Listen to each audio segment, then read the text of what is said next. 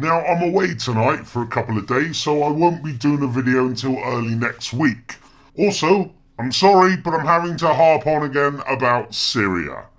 But I hope that this video will help people understand exactly what the West are up to in Syria. Look at this article. US needs boots on the ground to occupy and govern Syrian territories, Air Force Secretary. Washington needs boots on the ground in Syria in addition to its air campaign against ISIS, which is not fruitful despite some progress. US Air Force Secretary has admitted that ground forces is a must in order to occupy and govern parts of Syria. In her comments, Secretary Deborah Lee James stressed the importance of the US-led air campaign, but admitted that airstrikes need to be backed by ground forces. Air power is extremely important. It can do a lot, but it can't do everything, James said, just 2 days after Secretary of Defense Ash Carter supported President Obama's willingness to do more in terms of US troops on Syrian ground.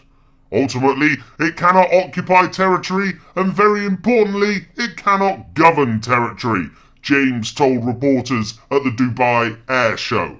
This is where we need to have boots on the ground. We do need to have ground forces in this campaign.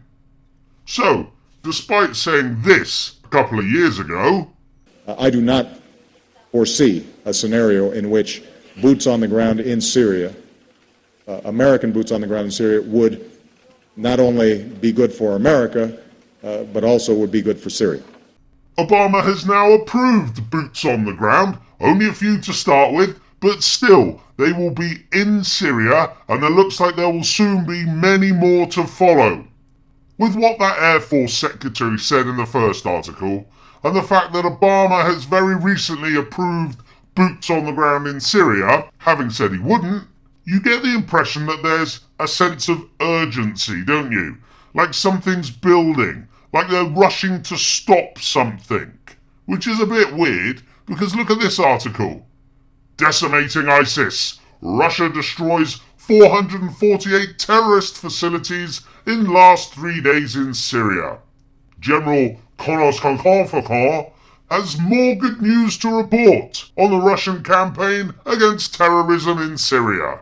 Over the last 3 days, Russian jets made 137 sorties in the Syrian Arab Republic and destroyed 448 facilities of terrorist infrastructure in the province of Aleppo, Damascus, Idlib, Latakia, Raga, Haman, Homs, however they're pronounced. He goes on in the article to say that they destroyed an Al-Nusra command center, some tanks, a weapons depot, etc., etc. Clearly, the Russians are doing a very good job at destroying ISIS in Syria. So, I hear you ask, why do I get the impression from the Americans that they need to rush in and put boots on the ground? Also, why is Cameron and his team in the UK trying to bribe and blackmail as many MPs as he can to ensure that he would win a vote in the House of Commons to bomb Syria? Well, it's precisely because Russia are destroying ISIS that the US and the UK are upping the ante to get involved in Syria. If they wait too long, then Russia will have done the job and destroyed ISIS, which means the West would have to go back to the drawing board and come up with other excuses and other red lines to invade Syria. The clock is ticking for the West. What was it Michael Fallon said the other day? That it was morally indefensible for Britain to rely on other countries to tackle the so-called Islamic State in Syria. No, it isn't. We do not need to get involved in Syria. Let the Russians do it for us. If the ultimate goal is to kill terrorists, then Russia are doing a very good job. When enough MPs have been bribed and blackmailed into agreeing to vote for Cameron to slaughter more innocent people this time in Syria in the name of saving them, they will tell us that they will be working with moderate rebels. The we believe in the Western world, in France, that in fact the Free Syrian Army is a very active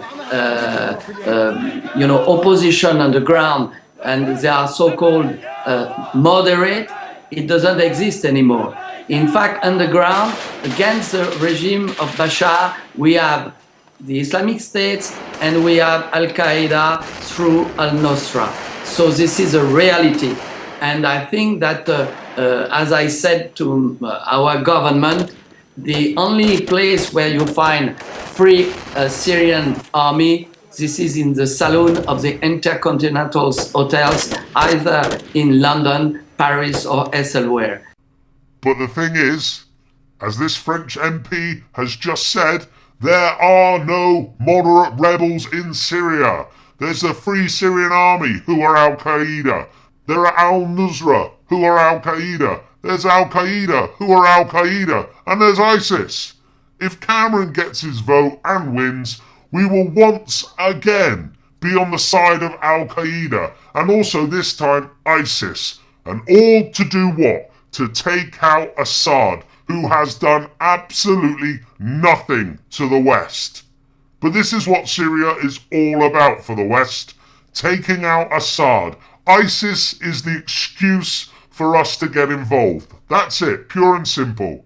Remember, who created, armed and funded and trained ISIS into existence? Our friends, the Americans, with the help of Saudi Arabia and Qatar. ISIS didn't just spring out of the ground, you know. To sum this video up, I'd say this. America want to get boots on the ground quick. The UK are desperately bribing and blackmail MPs to get enough votes to go into Syria also. All while Russia are doing the job of destroying ISIS quite well. However, for the UK and the US terrorists, they want to help other Al-Qaeda and ISIS terrorists in Syria to take out Assad.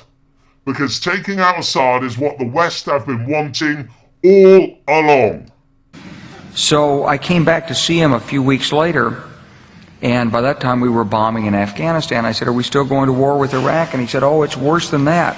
He said, he reached over on his desk, he picked up a piece of paper, and he said, I just got this down from upstairs, meaning the Secretary of Defense's office today, and he said, this is a memo that describes how we're going to take out 7 countries in 5 years, starting with Iraq and then Syria, Lebanon, Libya, Somalia, Sudan, and finishing off Iran.